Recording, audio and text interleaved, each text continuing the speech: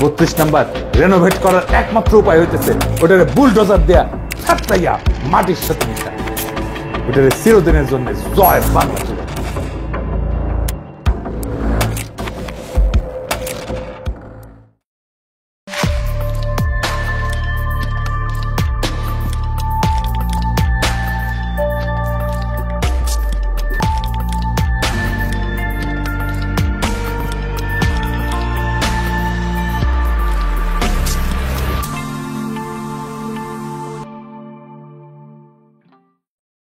ঈদ মোবারক। বাংলাদেশের সংগ্রামী ছাত্র জনতাকে আমার অভিবাদন।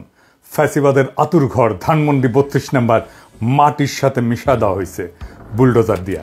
শুধু ধানমন্ডি 32 নাম্বার না, সারা দেশে সিলেটে, খুলনায়, বরিশালে নানা জায়গায় ফ্যাসিস্টদের সহযোগীদের স্থাপনা গুড়ায় দেওয়া হয়েছে। এই সপ্তাহ ধরে চলুক ফ্যাসিবাদের চিহ্ন মুছার পালা। Bangabandhu Sheikh Mujib medical university, school college মাদ্রাসায় শেখ রাসেল বা শেখ কামাল কম্পিউটার ল্যাব, সুলতানা কামাল, শেখ মুজিব, শেখ কামাল, ফজিলাতুন্নেসা মুজিব নামাঙ্কিত যে কোনো স্থাপনা, বঙ্গবন্ধু নামাঙ্কিত স্থাপনা, শেখ হাসিনা বার্ন হাসপাতাল, যেখানে শেখ পরিবারের নাম দেখবেন সেই স্থাপনার নাম ফলক সাইনবোর্ড খুলে ফেলবেন, জয় বাংলা করে দেবেন। আমি এই দিনটার স্বপ্ন দেখতাম। আমি জিটিভির লাইভে বলছিলাম আমার স্বপ্নে দেখা আগামীর বাংলাদেশে ধানমন্ডি 32 নাম্বার নাই। যেমন ধরেন আমার ইমাজিনেশনে আগামীর বাংলাদেশে আওয়ামী লীগ থাকবে না, আওয়ামী লীগ দলই থাকবে না। আগামীর বাংলাদেশে ধানমন্ডি 32 নাম্বার থাকবে না, ওইটা মাটির সাথে মিশে যাবে। আমি কয়েকদিন আগের এপিসোডে বলছিলাম এই ধানমন্ডি 32 নাম্বার গুড়ায় দিতে হবে বুলডোজার দিয়া। শুনেন, 32 নাম্বার শব্দটা একটা অভিশপ্ত শব্দ। 32 নাম্বার বাংলাদেশের ফ্যাসিবাদের আতুর ঘর। ওই 32 নাম্বারের প্রত্যেকটা ইটের গায়ে লেখা আছে মজলুমের হাহাকার, আমার নিখোঁজ হওয়া ভাইয়ের নাম, হাসিনা মুজিবের শাসনে বন্দুকের গুলিতে সেলাই হয়ে যাওয়া হাজার হাজার শহীদের নাম। ওই 32 নাম্বার রেনোভেট করার একমাত্র উপায় হইতেছে ওটারে বুলডোজার দেয়া ছাত্রাইয়া মাটির সাথে মিশায় দেওয়া, ওটারে চিরদিনের জন্য জয় বাংলা করে দেওয়া।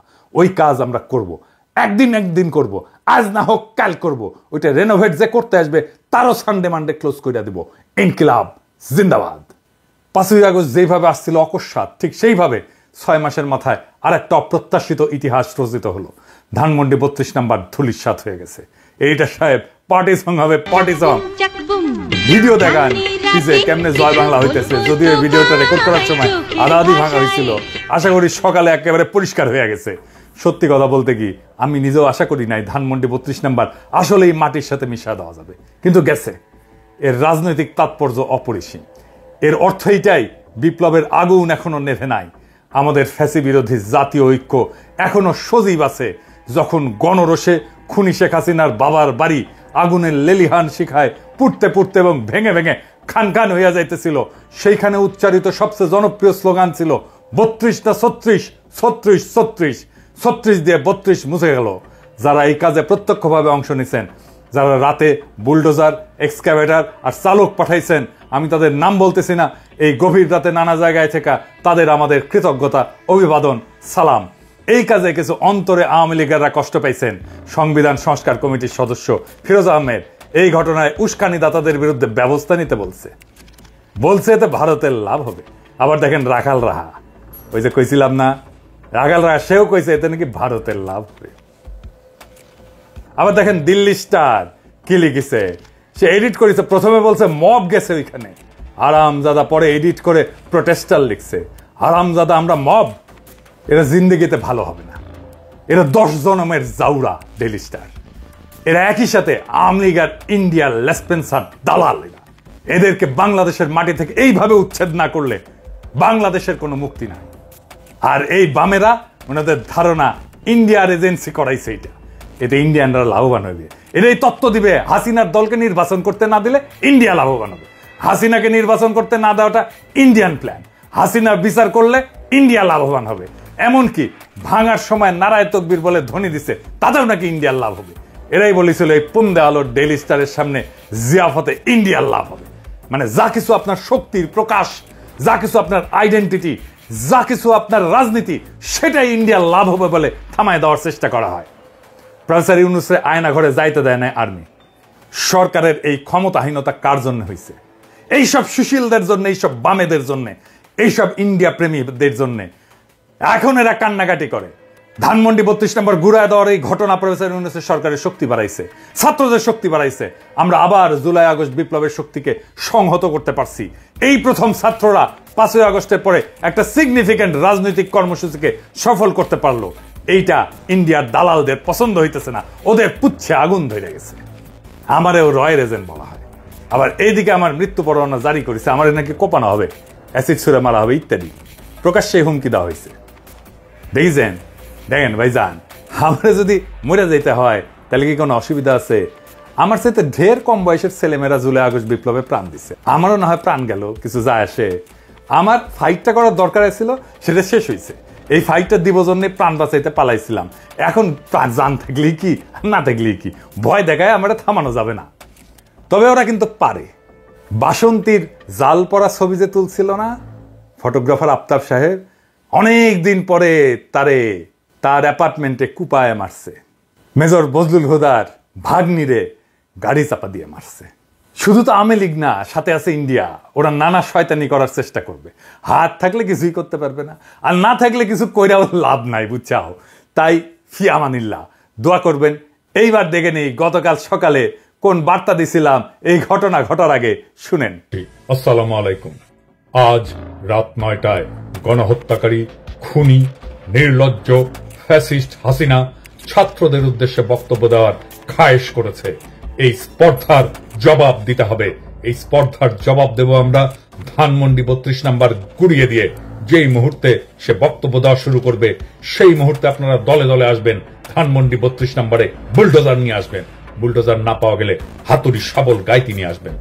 ধানমন্ডি 32 নাম্বার আজ থেকে আর থাকবে না, ইতিহাসের দায় মোচন করবেন। ফ্যাসিবাদের আতুর ঘর নিশ্চিহ্ন করতে আসবেন, গান গাইতে গাইতে আসবেন, স্লোগান দিতে দিতে আসবেন, সন্তানের হাত ধরে আসবেন, মুখে হাসি আর বুকে প্রতিরোধের আগুন নিয়ে আসবেন। ফ্যাসিবাদের ধ্বংসস্তূপের উপরে ছাত্র জনতার বিজয় নিশান উড়াতে আসবেন।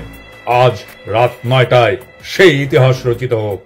আবু সাইদ, মুগ্ধরাও আসবে আপনাদের দেখানো পথে।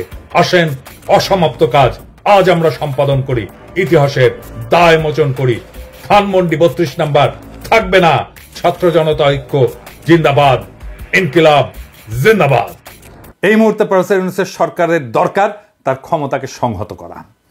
বিপ্লবের শক্তি সংহত করছে তার শক্তিকে, প্রফেসর ইউনূসও তার ক্ষমতাকে সংহত করবেন। ওনাকে নির্দেশনা দিতে হবে, সকল সরকারি দপ্তর থেকে মুজিবের ছবি নামায় ফেলতে হবে। সেনাপ্রধানের দপ্তর সহ আমরা দেখছি সেনাপ্রধানের দপ্তরে মুজিবের ছবি পিছনে এখনো জল করতেছে। যে আয়নাঘর ভিজিট করতে পারেন নাই প্রফেসর ইউনূস, সেই আয়নাঘরে অবিলম্বে ভিজিটে যাইতে দিতে হবে। আমাদের এক নতুন পর্যায়ে শুরু হইল। ফ্যাসিস্ট চিহ্নের মূলোৎপাটনের প্রেক্ষাপটে জুলাই গণ অভ্যুত্থানের নতুন ঘোষণা, জেগে ওঠো নতুন বাংলাদেশ। জুলাই গণ অভ্যুত্থানের ফ্যাসিস্ট আওয়ামী লীগ শক্তির পতনের দিন 5ই আগস্টের মতো আজকেও গণ অভ্যুত্থানের একটা বিশেষ দিন।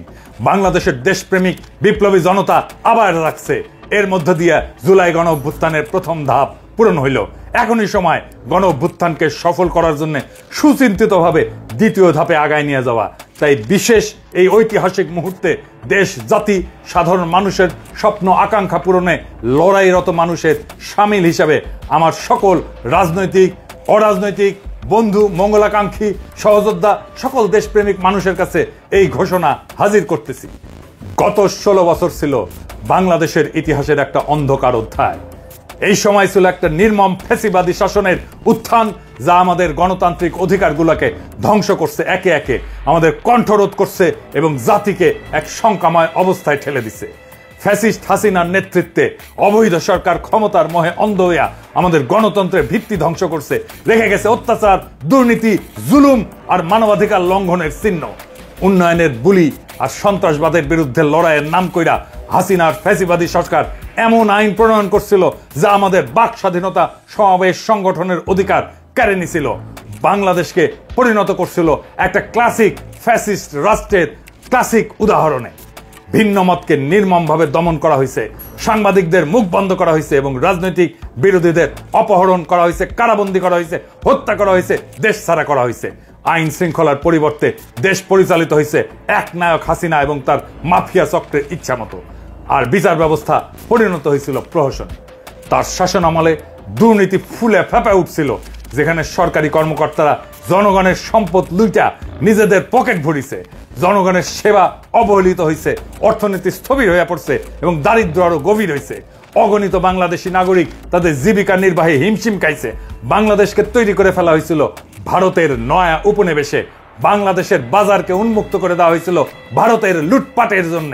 1947 সালে ভারতের পাশাপাশি পাকিস্তান এবং বাংলাদেশ একীভূত রাষ্ট্রীয় কাঠামোয় উপনিবেশ থেকে স্বাধীন হওয়ার পর থেকে পাকিস্তানের বিরুদ্ধে বাংলাদেশের মানুষদের উপর অর্থনৈতিক এবং সামাজিক শোষণের প্রতিবাদ শুরু হয়। তখন থেকে শেখ মুজিবের রাজনীতি ছিল ক্ষমতার হিস্সা আদায়ের। বাংলাদেশের সাধারণ মানুষদের অর্থনৈতিক এবং সামাজিক বৈষম্যের কথা মুখে বললেও শেখ মুজিব কিংবা আওয়ামী লীগ কখনোই সাধারণ মানুষের অধিকার আদায়ের রাজনীতি করে নাই। তারা সবসময় ক্ষমতা চাইছে, পাকিস্তানি কর্তৃপক্ষের বদলে নিজেরা বাংলাদেশের মানুষের উপরে শোষণ চালানোর মালিকানা চাইছে। সেই জন্যে শেখ মুজিব বারবার ক্ষমতা বসতে চাইছে। 1971 সালে বাংলাদেশের সাধারণ মানুষ যখন অর্থনৈতিক, সামাজিক এবং বৈষম্য অবসানের জন্য, নিজেদের মানবিক অধিকার প্রতিষ্ঠার জন্য, সাম্যের জন্য মুক্তিযুদ্ধে অংশগ্রহণ করে, তখন আওয়ামী লীগরা ভারতে বৈশা পাকিস্তানিদের হটায় নিজেরা ক্ষমতা বসার নীল নকশা তৈরি করে ভারতের সাথে বৈশা। স্বাধীনতার পরপর আওয়ামী লীগ তাই করে। বাংলাদেশে পাকিস্তানি স্বৈরাচার যা করছিল, পাকিস্তানি স্বৈরাচারের পরিবর্তে আওয়ামী স্বৈরাচার কায়েম হয়। আওয়ামী নির্যাতন, শোষণ, খুন, রাজধানী দর্শন, লুটতরাজে পাকিস্তান আমলের চেয়ে খারাপ অবস্থা তৈরি হয়। মুক্তিযুদ্ধের সুফল মানুষ ভোগ করতে পারে নাই। ফলে মুক্তিযুদ্ধকে ব্যর্থ করার মূল হোতা হলো আওয়ামী লীগ নিজেই। আওয়ামী লীগ হলো মুক্তিযুদ্ধকে নস্যাৎ করার মূল শক্তি। 1971-এর আসল রাজাকার, অথচ জোর কইরা ইতিহাস লিখে মানুষের গলা টিপে ধরা এতদিন ধরে নিজেকে মুক্তিযুদ্ধের পক্ষের শক্তি, মুক্তিযুদ্ধের মালিক হিসেবে চালা আসছে। 2009 সালে ক্ষমতায় আসার পর আওয়ামী লীগের ভয়ঙ্কর দানব চেহারা আবার বাইর হয়ে পড়ে। বিপুল লুটতরাজ, চুরি, ডাকাতি, বিরোধী মতের লোকদের খুন খারাপি, দর্শন, গুম সবই শুরু হয়। তাদের 16 বছরের শাসন বাংলাদেশের মানুষের উপরে ভয়াবহ গজবের মতো নাইমা আসে এক অন্ধকারের জাহেলিয়াত। এই অপশক্তির 71 বিরোধী চেহারা, গণবিরোধী রূপ এখন পরিষ্কার। আজ এই বিশেষ পরিস্থিতিতে আওয়ামী লীগকে বাংলাদেশ বিরোধী শক্তি ঘোষণা করতেছি। সকল দেশপ্রেমিক শক্তির প্রতি আহ্বান জানাচ্ছি, বাংলাদেশ বিরোধী এই দানবের অস্তিত্ব, সকল চিহ্ন, সকল প্রতীক নির্মূল করুন। যারা আওয়ামী লীগের পক্ষে দাঁড়াবে তাদের চিহ্নিত করুন, প্রতিহত করুন। বাংলাদেশের মাটিতে বাংলাদেশ বিরোধী অপশক্তি আওয়ামী লীগের জায়গা নাই। যারাই আওয়ামী লীগের পক্ষে দাঁড়াবে তাদেরকেই প্রতিরোধ করুন, প্রতিহত করুন।